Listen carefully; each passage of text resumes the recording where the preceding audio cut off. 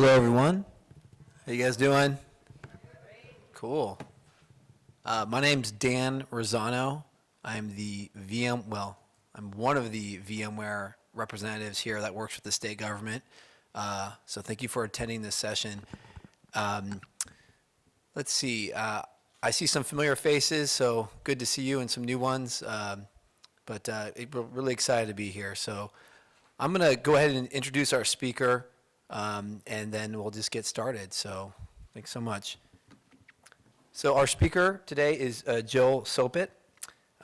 He has just completed his 31st year in the technology industry, where he has held both business and technology roles.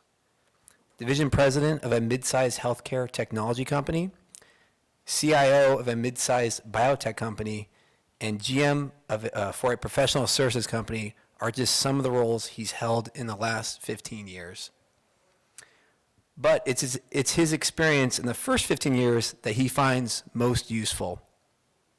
His first 8 years were spent as a technologist developing complex products such as robotic surgery hip replacement, silicone wafer growth chambers, nuclear power plant monitoring systems, and communication satellite testing systems.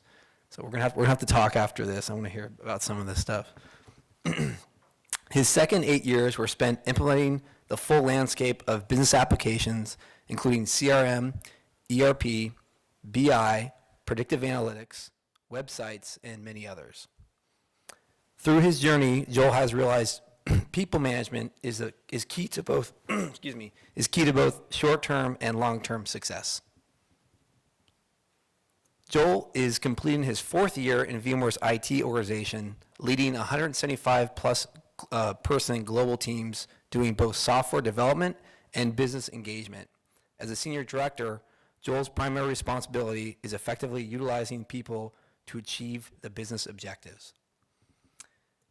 This means attracting and retaining the right talent, growing the skill set, and constructing the right organizational teams that provides the opportunity for the individuals to be successful. It also provides him with a unique perspective on the challenges of successfully delivering in the face of changing employee demographics, something I think that we can all appreciate here in Sacramento. So let's give him a warm Sacramento welcome here. Joel.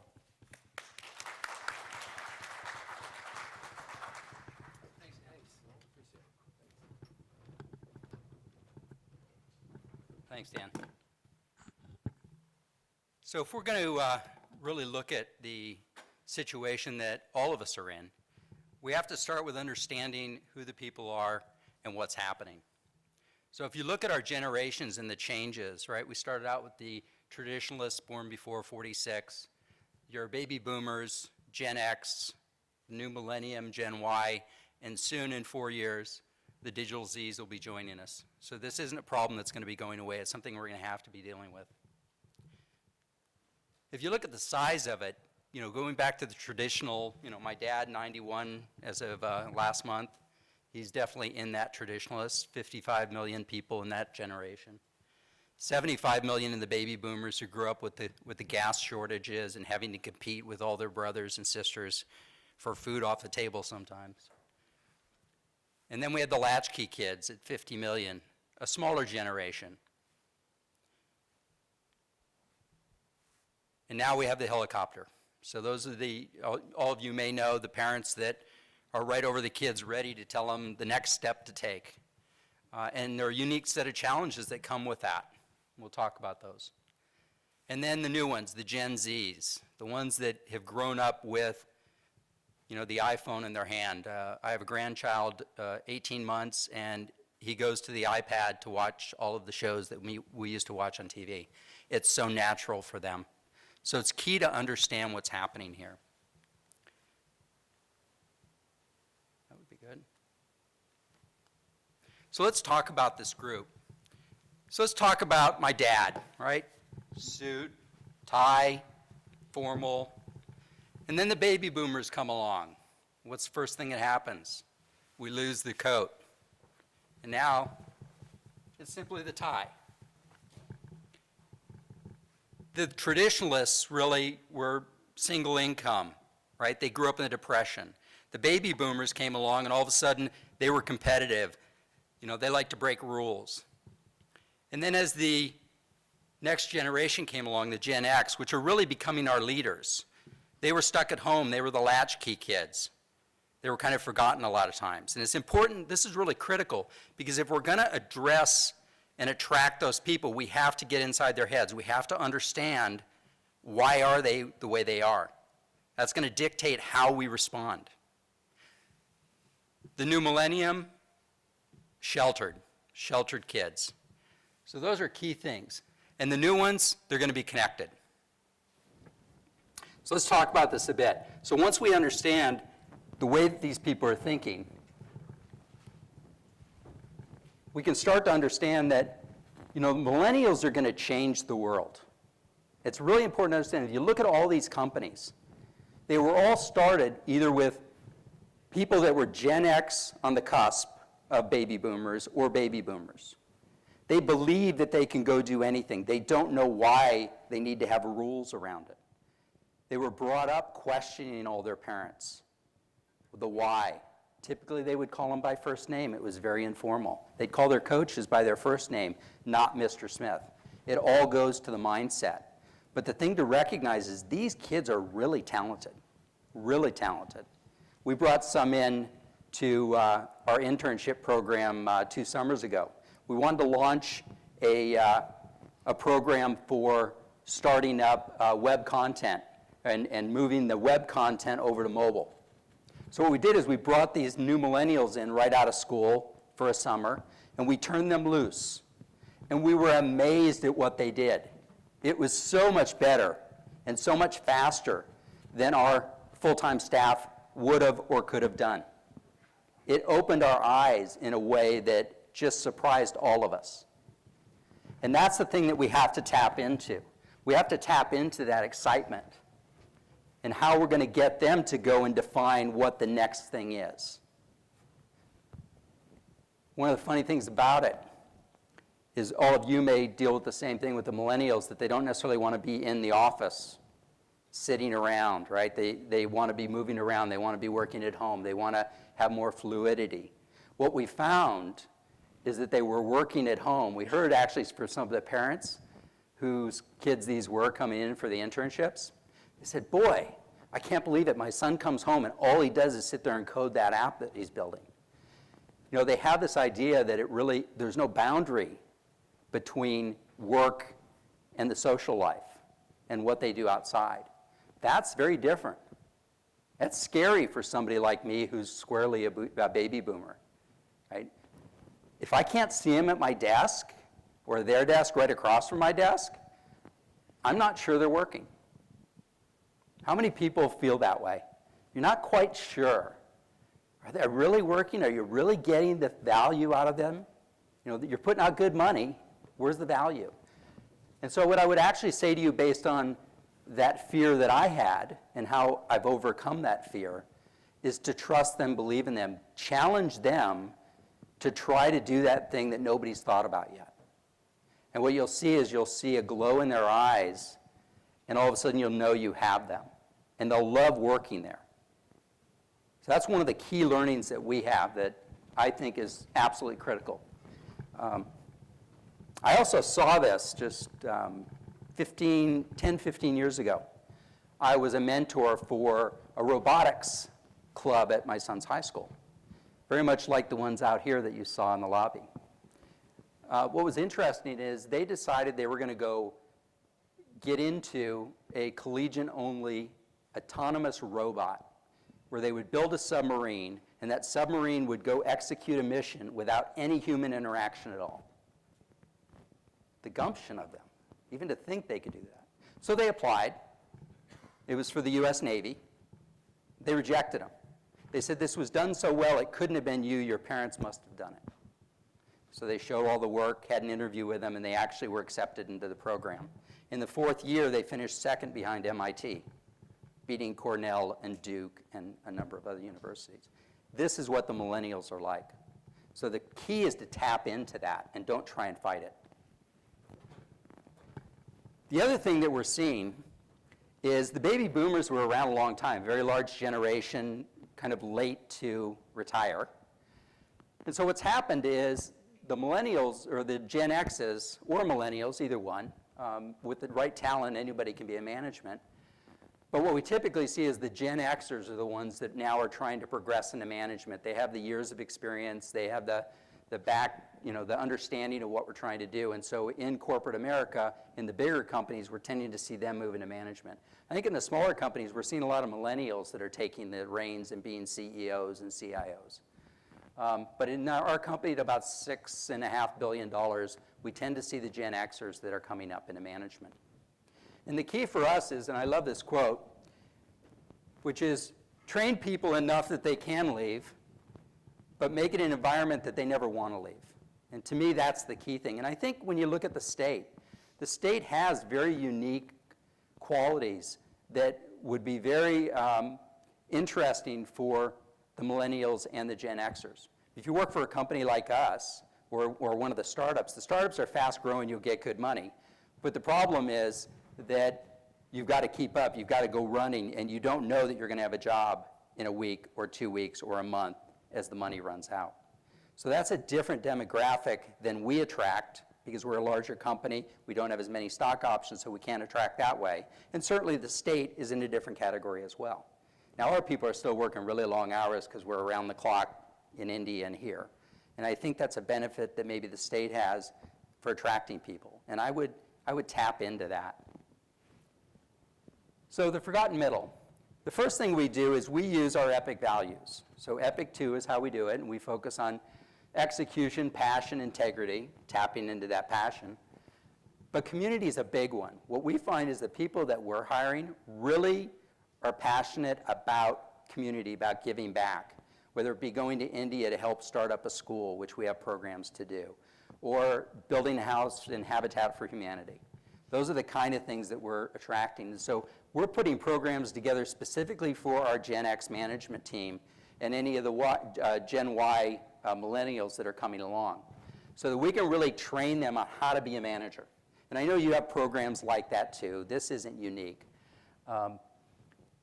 One of those is Genius Maker, where we focus on how do we grow those people.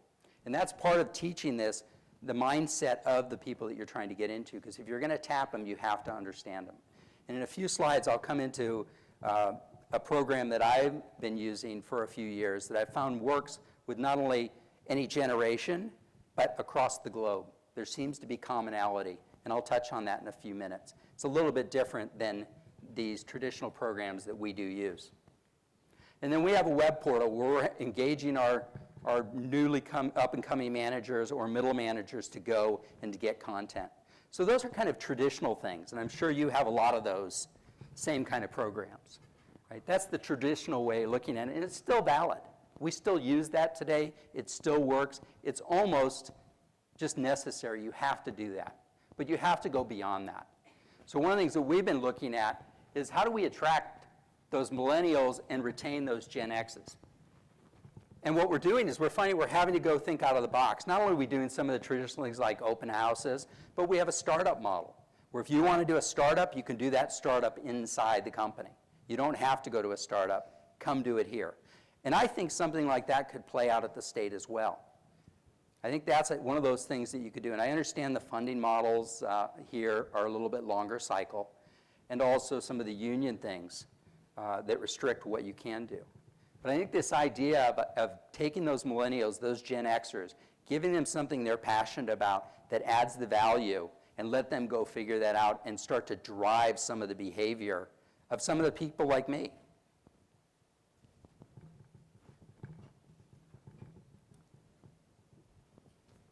We're trying to pull top talent from competitors. I'm sure you're trying to do the same, whether it be other states or the private sector. Bridging that divide. How do we do that? And a lot of what I'm talking about here is bridging that divide. It's how do I, as a baby boomer, start to think like a millennial, think like a Gen Xer. And one of the things that I found that works, and I'll spend some time on this, is that we've gone to the mode of thinking mobile first. I talked about the summer program and having the interns. But the people that we're trying to engage with, not only inside the company, but outside the company, are those same people. They're the millennials, right? They're the people that are going to use this device in order to get there. And so what we've been doing is we've been starting up and going with mobile first. So the application development we're doing now is mobile first, which allows us to compete against some of the startups that are still doing web work. And one of the things I would engage you to do is to think about, especially as you have these protracted cycles for funding, is to start to try and move beyond that next step to leapfrog out and get the mobile work going and get these kids out there that are doing the mobile work and starting to focus on that. That's been a key thing for us.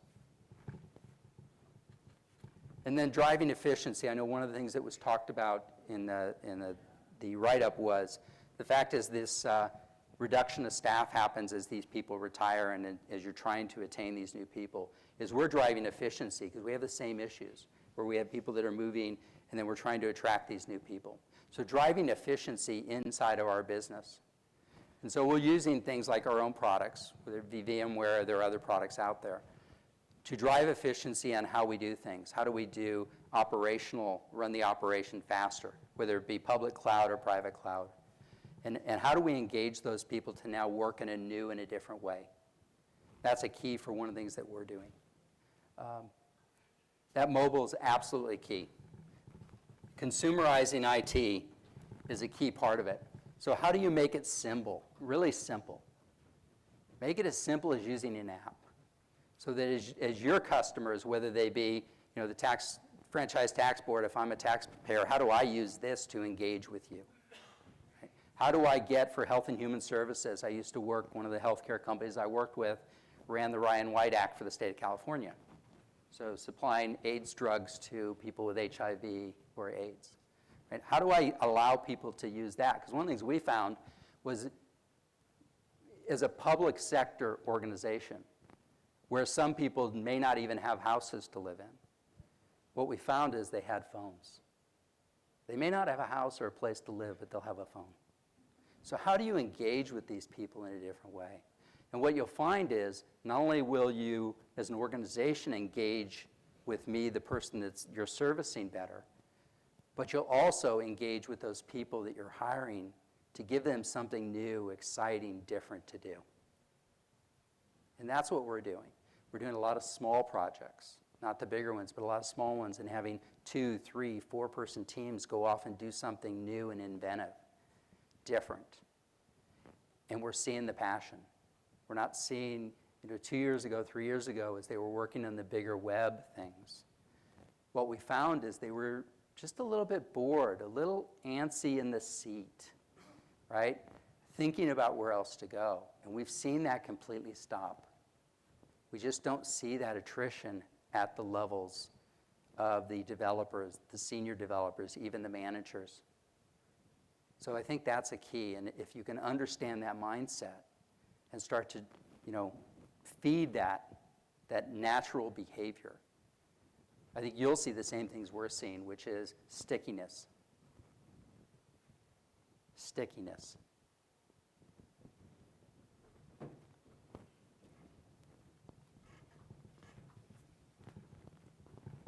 The other thing I want to talk about, this is something that I guess I started 31 years ago. I'll tell you a little story. Because I don't think I was that much different than the millennials today. I came into my new job as a senior engineer, and I went to my boss, who was a senior manager. And I said, Pat, how do I become a senior engineer? And Pat said, well, you kind of have to be in the right place at the right time. And I was like, is this the right place? Right time? How about over here? It didn't make any sense to me. And, at 26 years old, I didn't understand why. It took me 15 years before I really understood why I didn't like Pat's answer. And it's because he was wrong. It's not be here or be there. It's about attaining skills so that when the opportunity comes up, you're ready and you're positioned to take advantage of it. So one of the things I do is I start out as soon as I take a new organization, and you can do this with your existing organizations. I start out and I have a 1-hour meeting with each of the individuals that I work with or work for me, anywhere in the chain. Individual contributor, manager, director, doesn't matter. And it's really funny because I don't talk about work. We never talk. They come in ready. Oh, let me tell you about what I've been doing. And I listen for a moment, and then I say, this is going to be a little bit different one-on-one than you've ever had. And it goes to this mindset. What I do is I start off and I say, let me tell you a little bit about myself. We're going to get to know each other today. And I start out and I tell them about where I was born. I tell them about my parents, my brothers, kind of how I progressed through my life, career, and how I got to the place that I'm at. My kids, my wife. And then I ask them, where were you born? And they start off and they say, I was born in Bangalore, India, or I was born in Cork, Ireland.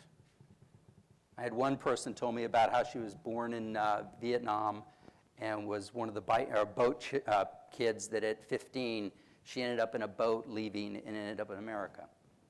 Amazing stories happen. But what happens in that process is you learn about this person. You learn some things about them. You learn about,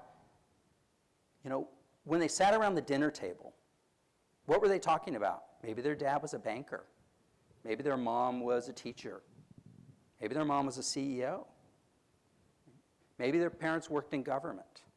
But it gives you a sense, because what we don't realize is how much they actually learn sitting around the table. And so it gives you a real indication of who these people are and how do they think. I was in one meeting, 24-year-old, India, 24-year-old in India. I came out of the meeting and I said, this kid's going to be a CEO someday. It was so clear to me. It was amazing. So that's the first thing that I do, is I want to hear about their families. Why do I want to know that? Why I want to know it? Because that tells me about who they're working for. It's not me. It's not like, hey, I'm going to come to work tomorrow for you. No. They come to work just as all of you do for those people you care about most. So it's important to understand what their motives are and why they're coming to work. The next thing is I try and understand what stage of life they're in. As many of you probably know, life's quite a bit different when you're 5 years old than when you're 10 years old, than when you're 18, than when you're 23. And it also, when your children are 5, 10, 18, 23. So it's really important when you look at their career. And what they want, in my experience, is a career journey. They don't want to know about the job they're in. They want to know about the journey that is going to be their life and their career. So the more that you can tap in and understand, where are they at in their life, what's important to them today. And then you can ask the key question, which is, what are their aspirations? Now, the way I asked this is this way. I said, at the end of your career, you're out here at this retirement mark and you're looking back. What job would you say is the pinnacle of your career? Were you a CEO? Were you a CIO? Were you Governor Brown? President Obama? What are your aspirations? And the key thing to understand, and I talk to them about this, is that it only makes sense in the context of where they're at in their life right now. If they're 23, their aspirations are going to be guided by a 23-year-old. If they're 45, it'll be guided by that. Because what we know is based on, or what we aspire to be often is based on what we know. One day I was sitting around with my uncle. My uncle used to work out here at Aerojet. He was the president of Aerojet out here many years ago, 30 years ago now. And I was sitting, he had retired. I was sitting in his place down in Los Angeles. We were watching the World Series. The Giants were playing the Dodgers, so it was quite heated. And I asked him, what did he miss most about working? And he said what he missed most was that when he said do something, nobody asked why. They just jumped and they did it. So there was this sense of power that he had. I asked my aunt what she missed most, and she said, I miss the jet. Go fly up to Seattle, have dinner, fly back. Right? And what I realized is that I was limited by the way that I thought about it too. Right? Based on my dad was project manager at Bechtel. Right? That was what my mindset was, corporate America, and the way I thought about it. Till one day I was driving down Highway 1 right near San Jose Airport. All of a sudden I saw a Learjet take off. And it occurred to me that I was as limited as some of my friends whose parents worked in coal mines, and the best that they could think of was to go to DeRai for a technical degree. They couldn't even think about a 4-year degree. The millennials are not, what I've seen, the millennials are not limited in that way. They don't see those boundaries. And so use that, right? Leverage that and go after it. The 49ers, when they first won the Super Bowl, they had a bunch of players that nobody told them they couldn't win the Super Bowl, and they went out and did it. And I would say that's what the millennials are like. So that's what I'm trying to tap into here. The next thing I do is I talk to them about chasing skills. And this is important when you think about the journey. So think about when you're little, right? You're 18 months like my grandson is. And what do we tell him? We say, don't touch the hot stove. You'll burn yourself. Don't walk out in the street without holding our hand. Right? And then they go to school, and the teacher says, line up this way outside the door and walk in this way or you'll get in trouble, right? Follow directions. And if you follow directions well enough, you'll get really good test scores, you'll get into great universities, you'll get great jobs. So they come to us, these millennials come to us with all of these things about following directions and all the praise that they've gotten over the years. And what's the first thing we do is we give them to some senior engineer and we say, okay, train these people, have them work with you. And what do? They come up and they say, okay, what do you want me to do? Oh, I want you to do A. So they run off, they're very diligent, excited, they do A. Then they come back and say, what do I want to do next? Well, I want you to go do B. So they go over and they do B. This is just the helicopter kids, right? We've all seen it. They want to be told kind of what to do opposed to figuring it out. It wouldn't take very long before you go, this isn't a great hire. All they do is follow directions. Because what do we want? We want people who use initiative to go figure out what the next thing is to be done and go do it. And so what I call that is a blind spot that they have. So if you look at the way that growth happens here, right, we all know there's a plateau, there's a growth spurt, there's another plateau. What keeps us from going from one plateau to the next? It's a blind spot. They can't see it. The follow directions is a blind spot. They've been very successful by just following directions. Why should I change now? So a lot of the training that I'm trying to do with them through these sessions is understand if you continue to do what you're doing, which is follow directions, you're going to go like this. And if that's what you aspire to be, you just want to be a coder and that's what you care about and that's what you love and that's what you're passionate about, that is great. We need a ton of coders, right? We need people that just want to do. But if you tell me that you aspire to be a CEO or a governor or a president or something else, and you continue to do this, what you're telling me you want and your behavior, your actions are inconsistent. So a lot of what we're doing is trying to teach them that they have to let go of what's comfortable in order to go to that next thing and see the next thing. And that continues all the way up through their career. Doesn't matter whether they're a technologist trying to get to senior technologist, whether they're a technologist trying to go be a manager or a senior manager or a director or a VP or a CXO or a governor or a president or whatever it happens to be. What got you here won't get you there. And a lot of this is teaching them about the journey and letting them have the insight as the kind of skills that they have to pick up. That's what we're doing. And so the role of the people manager, as I see it, is really to shine that light into that dark corner and show them the things that they're not seeing about their own personalities. Does that make sense? Have you seen it with your own people that you hire? The funny thing about it is what I often hear at the end of this is, I've never had somebody so senior sit down and have this conversation with me. Now, there's a whole psychology to this, by the way, which I don't share with the individuals, but I share it with the directors and the managers, which is, what did I just do when I spent that hour with them and I walked them through this? I learned about them, right? What did I actually do? Being self-serving for a moment here. What did I actually do? I deposited some coins into the piggy bank, right? I invested in them without asking anything of them in return. So I invested something. I dropped some coins into the piggy bank. And by the way, when they come to me, or their managers come to me, or somebody comes to me and says, boy, this person's struggling, I can now sit down with them and I can have a conversation about it, because I've set this up. Because one of the things I do after I've walked through all of this, and I talk about how I'm going to shine the light to help them, and by the way, the only way that I can help you, this is what I say to them, the only way that I can help you achieve the thing you tell me you want to achieve for those people that you care most about is by being candid with you. When I see something, I'm going to tell you about it. I'm going to have open, continuous conversations.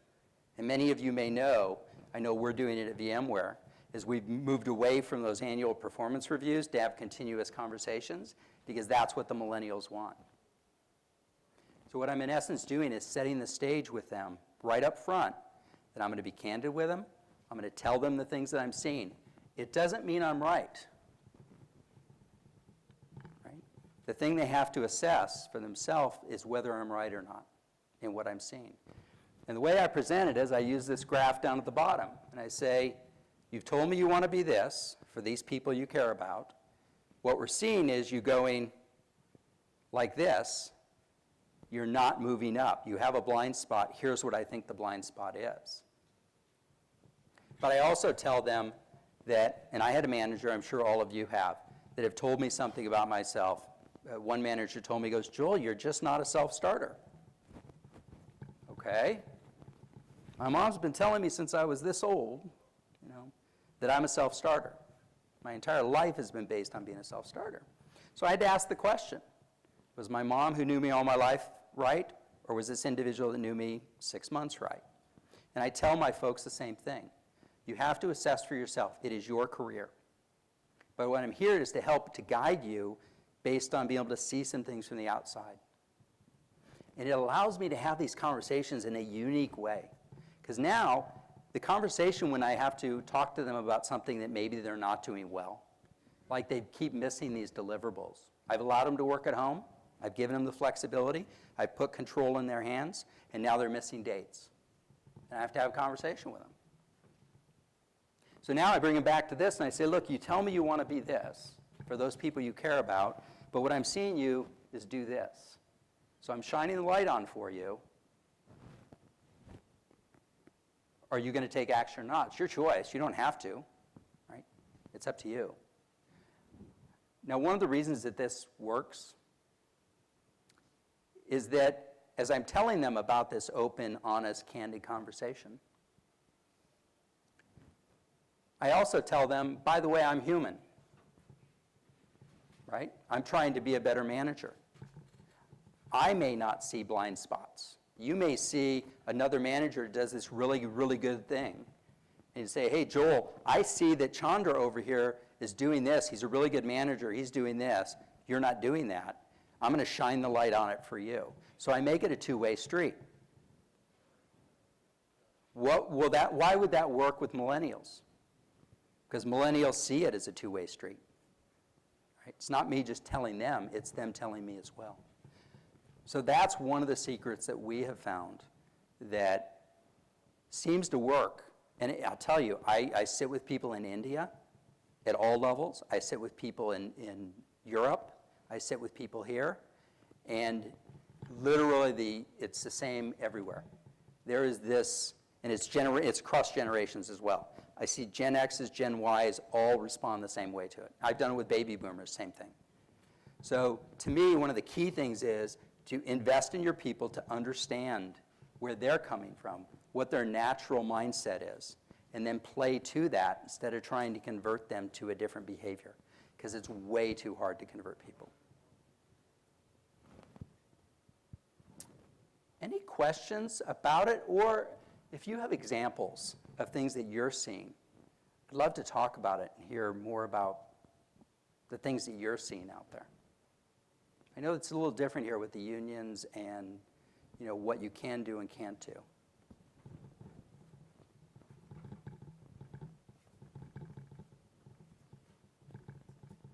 Do people, yeah. I think part of what you said is true. And for me, I have some staff that's kind of a sandwich generation.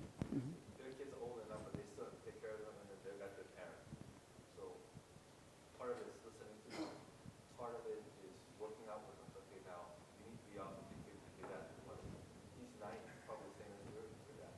You're not gonna let him drive. So you work things out. Yeah. Try to accommodate them.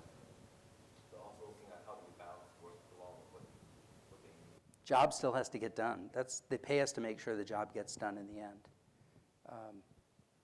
I think one of the pitfalls of doing this, just to be transparent, is that sometimes the folks can believe that you care. This is going to sound really bad, but I want to be transparent. Sometimes they can feel like you care more than you do, right? Because you're running this balance between you got to get the job done. In the end, the job has to get done, right? And at the same time, you're very open and you're listening and you're engaging with them.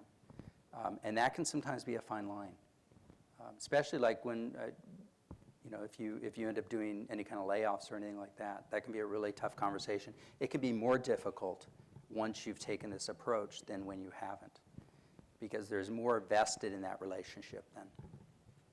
So, but I certainly know exactly how I feel. My stepmom has Alzheimer's, and so this sandwich generation is no fun at all. Don't go there. Just avoid it. Other thoughts, or please? I want to give my IT staff member an opportunity to be more flexible, but we do have the limitations because I can't have him or the others work out of class. So we have those boundaries already set forth for us. Yeah. Because of the guidelines set forth for the state of California. And the other challenge is that when we're in meetings is having the different generations in the same meeting, and you have people like me taking notes, and they on their phone, and communication, there's a gap in. That is so true. Sure. The point was that here at the state, there are classifications, so your ability to allow them to do certain things that are out of classification can be constraining. But the other thing that was pointed out is when you're in a meeting and the baby boomers want to take notes, right? The Gen X usually want to use telephone, so the way they communicate, and then the Gen Y or the millennials all want to text, right? So what happens is when you look at baby boomers, they want to do things face-to-face. The Gen X want to use telephones. The baby boomers want to use either text or they want to use IM to do their thing. So how do you manage that when you've got all of these different learning styles and behaviors in the room? And that's a key. I think one of the key things to doing that is acknowledging that, because what we do see is that the millennials and the Gen X's tend to struggle a lot with each other, more so than the baby boomers and the millennials, because as I say, the baby boomers installed the buttons in the millennials, right? So we understand them well. But there's definitely this conflict going on. I had a really big situation recently where one of my Gen Xers made a rule that everybody had to be in the office by 9 o'clock because they were in an engagement role and the business was there and they needed to, good sound reasons for doing it. But there was a complete, it would have been a riot if we allowed it to go that far. So we had to deal with that. So it's definitely a real problem. And I think the best way to address that, at least what I'm seeing, is to come back and help them to understand what's the mindset of the people. Because as a manager, as a people manager, my job is to connect with those people. Right? And the way that I connect with one person who might be really fanatic with sports and things like that, extroverted, and is different than somebody that's an introvert. And it's up to me as a manager to change that style appropriately. Well, that's not any different than whether they're a millennial or they're, they're a Gen Xer or they're something else. So, yes. I wanted to emphasize that I really appreciated when you pointed out that no matter what stage we're in our lives, we have to prepare ourselves for what we want, for our dreams or goals. And actually reminded me of one of the quotes of Whitney Young, who said, "It is better to be prepared for an opportunity and not have one than have an opportunity and not be prepared." Yeah. And related to that, I wanted to ask your advice. What is the best advice you can give to a millennial, and what is the best advice you can give to someone who's working with a millennial? So one of the things that I use, and let me touch on the first one, I'm going to come to the second.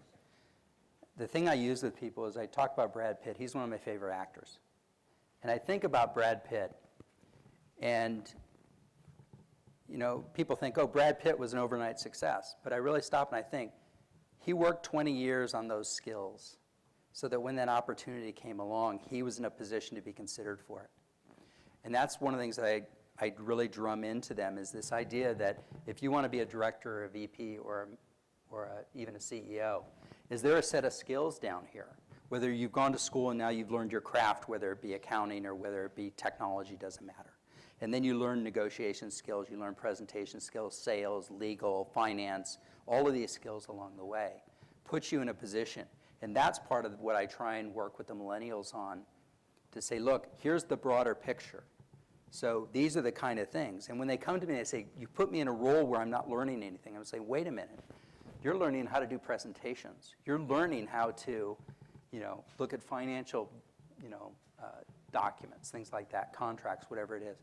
So what I try and do is focus them back to this.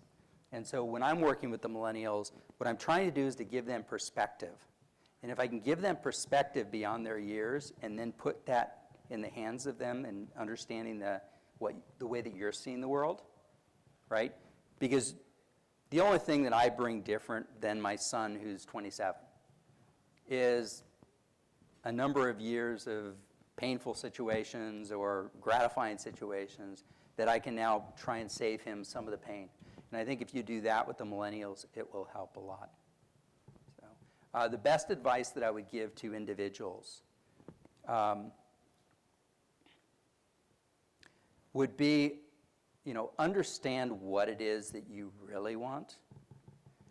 People make choices here at director or senior director to go across like this. It's a conscious choice, because the price you have to pay to be a CEO means you're on the road all the time, and you're, that's a painful thing. And I know I went through it in my career. There was a period where my wife and I had a rough spot because the amount of work I was doing was a lot more than what the family could handle at that age. And so I think, and that's one of those things that if I'm in the state, one of the things I'm going to play to in terms of trying to attract people that we're trying to attract, because we're looking for the same talent, is I'm going to be playing those cards. I'm going to be playing the cards that, look, if you want a work-life balance, this is a place where you can get it. To that, just an interesting topic. Often we have conversations at VMware about work-life balance, especially in India. I talk to people about it. I say that's a misnomer. There is no work-life balance. It's called life balance. Work happens to be a piece of it, right? And so, if they go to a startup, there'll be no life portion of that balance. If they come to the state, hopefully there's more of a life balance, and I would play to that. And I think we're out of time. Thank you very much.